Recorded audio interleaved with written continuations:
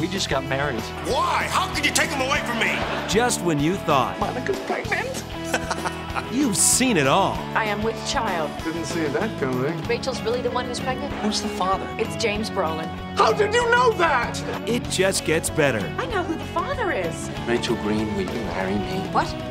What? On an all-new season So happy. Hey, well, I'm not freaked out. Make it stop. Make it stop. No! of Friends. All right, you know why we're here. So if you have any doubts or reservations, now's the time to say so. No one will think any less of you. Because once you enter this family, there's no getting out. This family comes before everything else. Everything. Before your wife, and your children, and your mother, and your father. It's a thing of honor. You stay within the family. Is this heaven? Yeah, man. Welcome to the afterlife. Are they ready? Standing by in the OR. In the heroic struggle I can't feel anything. Okay, don't worry. We're going to take good care of you. between life and death, No pressure, no pulse. maintaining your sanity You're crazy. Well, then I'll fit right in. is only one requirement of the job. I don't want to die. And you should fight. I can't believe you. Wow. ER. I feel totally better. When the truth must be found, I'm the resident expert here on making people talk. and the toughest questions must be asked, Which of you is he trying to protect by killing himself? the only way to get justice He tried to kill me. All I care about is finding the man who hurt you. is her way. Who gave you the right to play God? I decide when to intimidate people. Get down on the ground, now! The Closer, Tuesday at 9, only on Warner TV. When you have a special gift, Just wondering if that's why I was really sent here. To change destiny. it's not easy knowing when to use it What if I make a wrong choice and I'm not there to make it right? You can't save everybody. I knew you'd be there. and how to keep the secret from those close to you. I want to know the truth about Clark Kent. The more you two go at each other, the more like him you become. There's nobody like you. Maybe that means I'll always be alone. I understand what it's like to have a friend in need, Clark. Sometimes you have to cross the moral line to come to their aid. Who do you think I'll become? You could be the world's greatest hero. Smallville. He's got a brother he can't get rid of. You put a lot of stuff in my room, and I was wondering how long it was going to stay there. I've been wondering the same thing about you. A nephew he can't understand. Can't pee without hitting the shower curtain. And a housekeeper Who's asking? he can't control. But none of that Charlie, bad now, come. can slow down Charlie. You think I've been a good role model? You have different women here practically every night? You're the best role model a guy could want. 2.5 Men, next, only on Warner TV.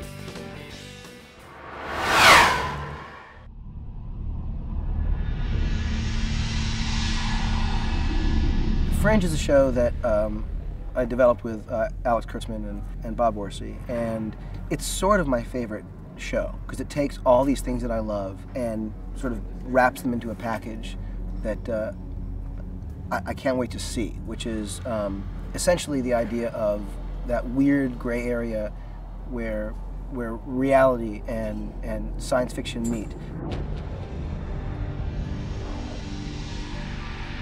Essentially, the premise of Fringe is that things are happening in the world, very strange, often very scary, bizarre things.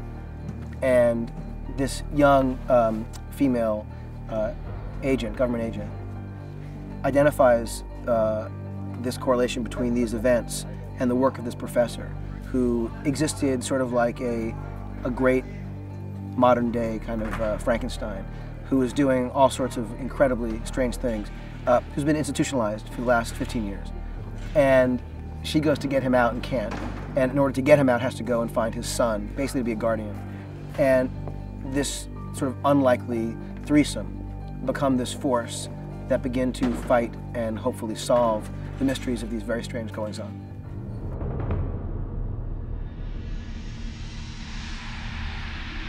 My favorite stories are those that have very strange connectivity underneath the surface, meaning things have a certain appearance, and as the story unfolds, you realize that a lot of what you assumed was true turns out to be, quite different. And the fun of Fringe is that the ideas that Bob and Alex and I had about what the story would be, what the series would be, actually started in a place where this show is eventually going to go. Meaning we realized the kind of story we wanted to tell, but thought, you know what, if we're going to do this, we have to really earn it, because it's insane. A lot of it's crazy. And so we realized that the backstory needed to build to it so that we actually felt like it was something that could exist.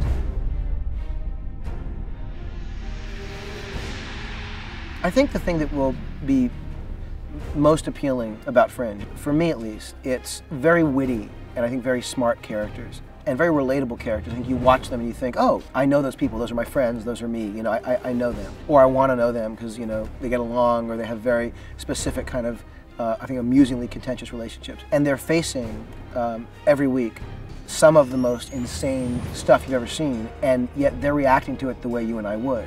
So there isn't that kind of confusion factor I've felt and often been responsible for in certain things I've worked on, where the mythology is so deep that there's no way to get in. Meaning that, you know, every week these characters can be responding, often, at least, you know, one of the characters, in a way that is you or me. And that to me is always, you know, the kind of the basis for a great story, which is an ordinary, relatable person in an absolutely insane and extraordinary situation. And that to me is like a ride I can't wait to take every week.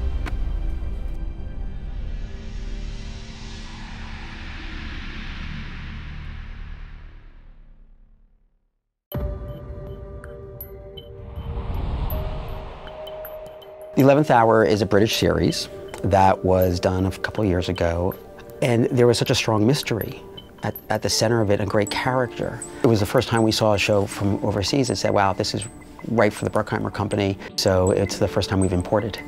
Well, I like to take an inside look into things, and things that I'll never be a part of. The 11th Hour is that kind of show, because I'll get a view of how science can be so important in our daily lives and also, you know, solve mysteries around us. The basic premise of the 11th Hour is about a science advisor for the U.S. government who solves mystery, debunks myths.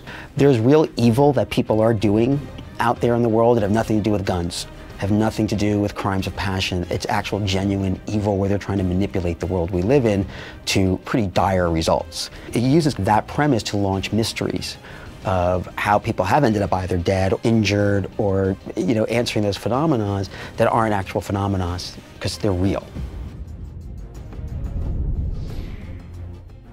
The show is a science-based mystery, and it is a show where there might be a murder at the beginning, or there might be a dead body, or not, but something has happened that has vexed either local authorities or any reasonable explanation. And we're not talking about the X-Files, we're not talking about aliens, we're talking about why is someone dead with no real reason for them to be dead.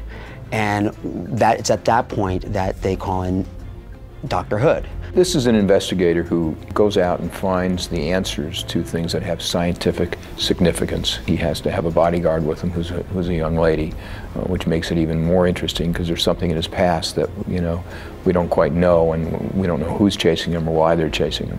You've got two great characters at the center of the show whose relationship will change continually through the run of the show, but the stories are really meant to be closed-ended mysteries. Every once in a while you'll do a couple two-parters and that type of thing, but it's not a serialized show. The show appeals to a very broad audience because everyone loves a good mystery. I haven't seen anything like this on television. That's what drew me to this one. It's something fresh and new. Looking at things through scientific eyes is fascinating, to use science to solve these various mysteries around the world. With a mystery is always that you love the person who's going through the journey, and you have to have a great character at the center of it. And from as far back as anyone can remember, this is what people love. People love a mystery. They love a great ride and a great yarn. And that's what the show's designed to be.